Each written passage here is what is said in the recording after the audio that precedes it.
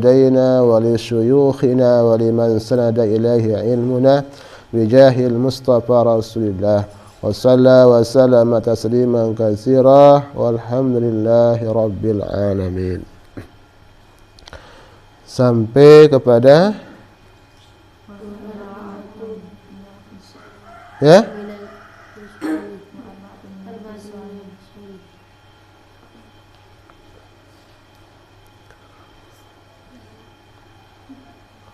wa arba'atun minal khisali min nuril qalbi batnun ja'iun min hazrin ay li ajli tayaqquzin wa ta'ahubin wa suhbatus salihin ay al khalisina min kulli fasadin wa hifzuz zunubi al madiyati bi an yatazakkaraha ma'an nadmi wa qasrul amali ay habisahu. Bismillahirrahmanirrahim. Qala al-musannif rahimahumullahu ta'ala wa adama naf'a bi'ulumihi. Amin. Kelanjutan daripada maqalah yang ke berapa? Yang ke-13. Ini ya, panjang ya. Maqalah yang ke-13 dari kitab apa? Namanya Nasaihul Ibad. Jadi kemarin itu adalah hadis yang datang daripada Ibnu Mas'ud yang mengatakan 4 sesuatu yang merupakan hati menjadi gelap. Pertama adalah batnun syabi', yaitu perut yang apa? Kenyang. Batnun syab'an, perut yang kenyang. Nah, ini termasuk daripada menggelapkan hati orang, terlalu kenyang. Yang kedua, kemana apa? Suhbatul zalimin, yaitu bersahabat dengan orang-orang zalim. Yang ketiga, kemarin apa? Nisyanuz zunub al-madiyah, lupa dosa kesalahan yang lalu. Berarti orang itu tidak bisa mengambil pelajaran dari kesalahan yang dahulu. Maka ada mengatakan jangan sampai jatuh di lubang yang sama. Itu ya doa yang kesandak naik. Padahal dia sudah tahu. Maka jangan sampai nisyanuz zunub al-madiyah. Yang terakhir kemarin apa? Watulul amal, yaitu panjang angan-angan atau cita-cita yang tidak mampu dia raih sehingga dia mengorbankan segala cara untuk meraihnya. Ya, orang bercita-cita tinggi itu boleh supaya menimbulkan semangat, itu boleh. Ya, jangan nanti gara-gara ini kalian tidak mau ada cita-cita, tetap itu berikan cita-cita yang tinggi. Tapi yang tidak dibolehkan ini adalah yang cita-cita dunia, ya cita-cita dunia yang tidak ada manfaatnya untuk ke akhiratnya, itu yang tidak diperkenankan dan berlebihan. Padahal kemampuannya tidak sampai untuk menuju itu, sehingga apa yang terjadi? Membuang-buang umurnya untuk sampai pada saat itu, bahkan bisa menghalalkan segala cara untuk menggapainya. Nah, itu yang tidak dibolehkan. Maka dari 4 yang di atas yang merupakan zulmatul qalbi, itu ada 4 lagi yang merupakan nurnya, lawanannya. Kalau kemarin itu gelap, sekarang bercahaya. Minaz zulumati ilan nur. Nah, tadinya itu gelap, sekarang kita kasih lampu sekarang, supaya terang. Bagaimana caranya mengobati hati yang gelap, yang gara-gara perut kenyang, suhbatul zalimin, nisyanuz zunub, tulul amal. Nah inilah lawanannya. Wa arba'atun minal khisal, dan 4 daripada perkara-perkara min nuril qalbi, daripada cahaya hati. Jadi kalau kita mengerjakan yang 4 ini, hati kita itu menjadi bercahaya. Bercahaya itu apa? Tenang jadinya. Ya. Maka hati itu akan menjadi bersih, Itu kalau dia penuh dengan cahaya-cahayanya. Apa akibatnya kalau bercahaya hati?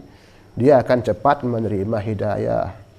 Orang itu akan cepat menerima nasihat.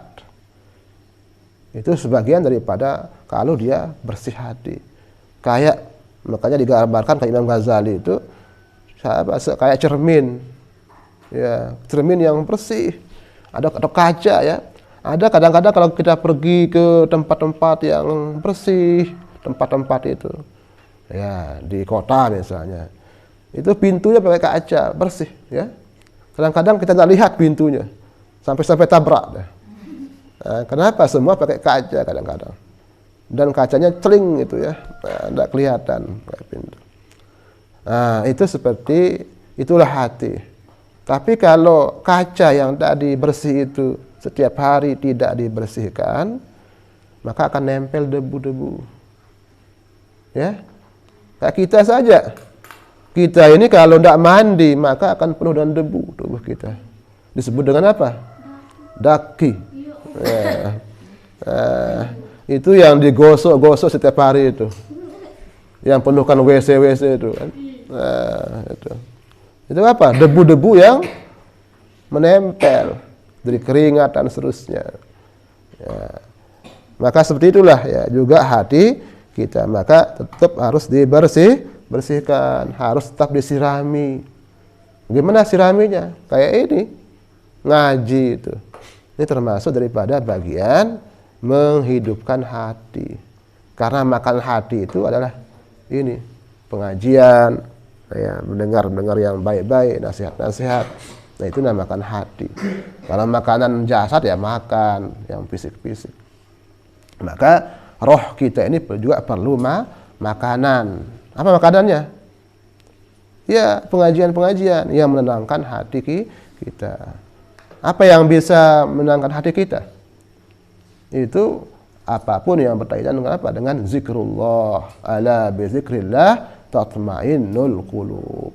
Ketahuilah dengan mengingat Allah, hati kita akan menjadi tenang.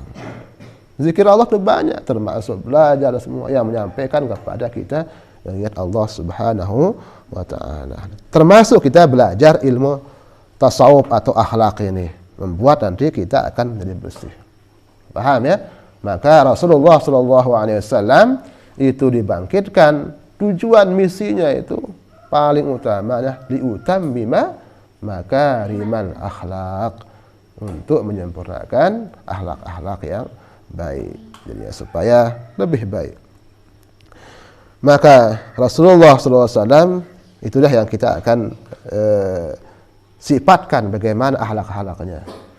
Nah, kitab-kitab yang kita pelajari itu sebenarnya realisasi daripada apa yang mereka dengar, apa yang mereka lihat daripada Rasulullah SAW. Ya, semua kitab yang kita pelajari tentang akhlak itu, akhlakul banin, akhlakul banat, apa namanya, nasayul ibad kayak ini apa ini? Ini adalah menceritakan bagaimana sahabat Nabi, bagaimana Rasulullah. Sahabat Nabi Rasulullah itu bagaimana dia? Dia melihat Rasulullah. Di Rasulullah sumbernya di sana. Ya. Ada hadis dengan takhallaqu bi akhlaqillah. Kalian harus berakhlak seperti akhlaknya Allah. Kita tidak bisa bagaimana berakhlak dengan akhlaknya Allah.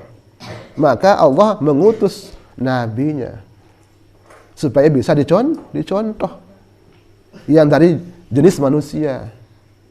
Nah, maka kita bisa menteladani itu sebagai Rasul Allah Subhanahu wa ta'ala. Maka Allah menciptakan Nabi Muhammad sempurna dari segi fisik, khalqan wa khuluqan. Khalqan dalam segi fisiknya, tidak ada yang noda, tidak korea, tidak apa-apa, bersih.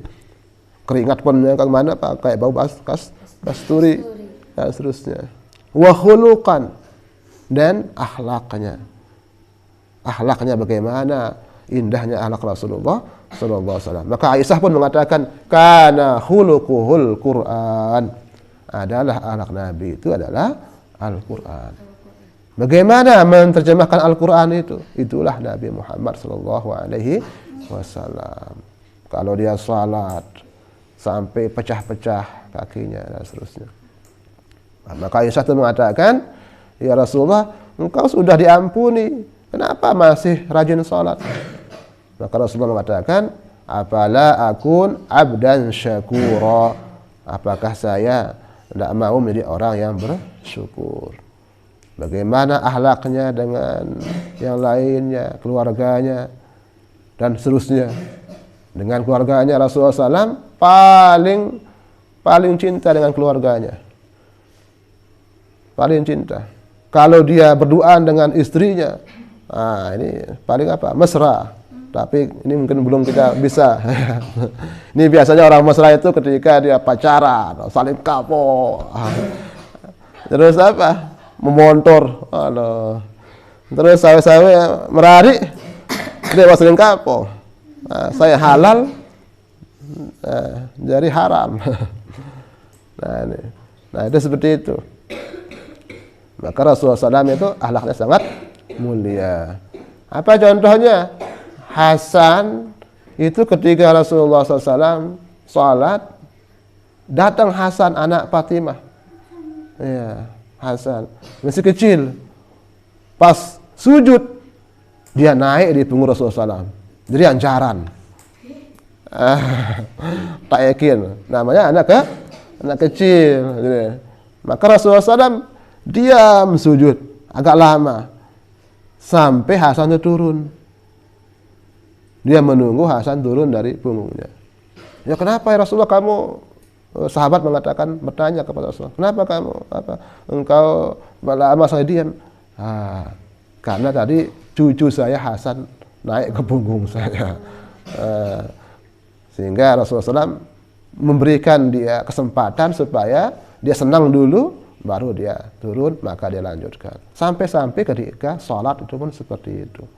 Bagaimana menjaga perasaan anak yang masih kecil.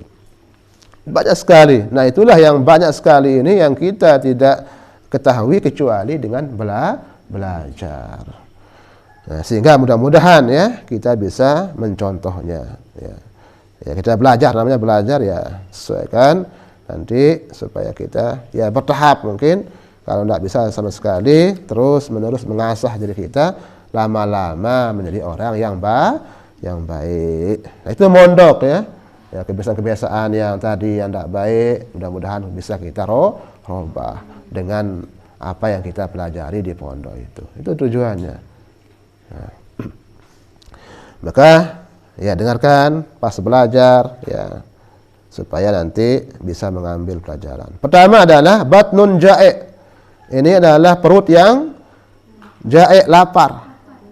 Min hazrin daripada hazrin. Hazrin itu ay li ajli tayaqquzin. Karena untuk tayaqquz, untuk bersiap-siap, wa ta'ahub, dan sama-sama juga artinya bersiap-siap. Supaya dia hazrin, terjaga. Ada orang yang tidak terlalu kenyang, makan dia, tapi jangan sampai tidak makan, tetap makan, tapi jangan terlalu kenyang. Apa yang dia khawatirkan? Dia takut nanti tidak bisa bangun salat, bangun malas jadinya. Nah itu yang ditakutkan. Biasanya kalau perut kenyang itu kemarin dalam taklim itu siapa yang banyak makan banyak ngantuk. Siapa yang banyak ngantuk banyak tidur. Siapa yang banyak tidur tidak ikut belajar. Siapa yang tidak ikut belajar banyak pelajaran yang ketinggalan. Banyak yang ketinggalan pelajarannya jadi bodoh. Berarti natijahnya dalam ilmu mantik itu namanya kias iktirani, terus berturut-turut.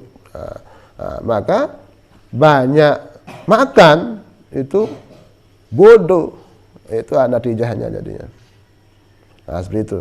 Sehingga termasuk daripada yang memberikan hati itu bercahaya adalah batnun ja'i'. Artinya perut yang tidak terlalu kenyang. Sehingga dia tetap bisa jaga. Maka usahakan ya kalau makan malam itu jangan makan malam ya. Makan nasi pada waktu malam Nah, itu jangan terlalu kenyang, karena kalau kenyang malam-malamnya langsung tidur, nanti akibatnya nanti bangun tahajudnya ya itu tidak terlalu cepat ya. Maka itu Rasulullah SAW seperti itu. Saya ceritakan kemarin adalah tidak mau menerima tempat tidur yang bagus. Kenapa? Supaya dia tidak terlelap tidur. Jangan sampai dia enak. Seperti cerita kemarin itu. Ada perempuan sahabat daripada siapa? Aisyah yang melihat kamar Rasulullah SAW dan melihat tempat tidurnya. Ternyata tempat tidurnya, spring bednya itu terbikin daripada kulit kambing. Maka dia menangis, sedih. Hanya dia belikan tempat tidur yang bagus, yang dibawakan. Tapi melihat itu Rasulullah SAW menolaknya, disuruh kembalikan. Nah, kenapa? Supaya dia jangan terlena dengan tempat tidur yang baik. Supaya dia diajri tayaqquzin wa ta'ahub, supaya dia bisa berjaga ya, dan tayaqquz itu berjaga, wa ta'ahub dan apa tadi? Bersiap-siap. Bersiap-siap untuk ibadah dan seterusnya. Nah, ini termasuk yang membuat hati menjadi bercahaya. Yang kedua adalah suhbatus shalihin, bersahabat dan orang yang saleh, ya, orang yang solah, ya, saleh, solah. Apa arti yang salihin itu? Al-khalisin, yang ikhlas, min kulli fasad, daripada semua kerusakan, yang bersih. Khalis itu artinya bersih, yang bersih daripada semua kejahatan, dia kerusakan. Itu sahabat. Apa di sahabat? Sahabat itu orang yang panjang kita berteman dengannya, itu sahabat. Man talat usratuka bihi, itu orang yang lama kita berteman dengannya, itu sahabat. Nah, kalau ada teman-teman kita yang lama kita berteman, akrab, itu adalah sahabat. Maka biasanya disebut sahabat qarib, sahabat dekat, karena ada sahabat jauh ya. Ada namanya juga shadiq. Apa bedanya shadiq dengan sahabat? Kalau shadiq itu adalah man yafrahu bi farhika wa yahzunu bi husnika. Orang yang senang ketika kamu senang, dia sedih ketika kita sedih. Itu namanya shadiq. Lebih tinggi daripada sahabat. Sahabat itu paling umum. Jadi namanya shadiq. Dia shadiq itu artinya apa? Lebih benar, lebih jujur sahabatnya. Ya, jadi kalau kita sedih, dia bagaimana membantu kita supaya tidak sedih. Sedih melihat kita juga. Bukan tertawa. Tapi dia juga ikut bersedih. Kalau misalnya sakit, dibawakan kita makanan dan seterusnya, supaya kita senang, menghibur. Nah, itu namanya shadiq. Ada juga yang namanya khalil. Khalil itu biasanya dengan kekasih. Khalilullah. Nabi Muhammad disebut apa? Nabi Ibrahim namanya Khalilullah, kekasih Allah. Itu sahabat, semodel makna sahabat juga. Kalau dalam manusia itu disebut Khalil, anta khalili. Misalnya. Apa maksudnya Khalil? Itu adalah orang yang bersifat dengan shadiq. Itu orang yang sahabat yang bersifat dengan apa? Shadiq. Sahabah dia jadi shadiq, terus takhal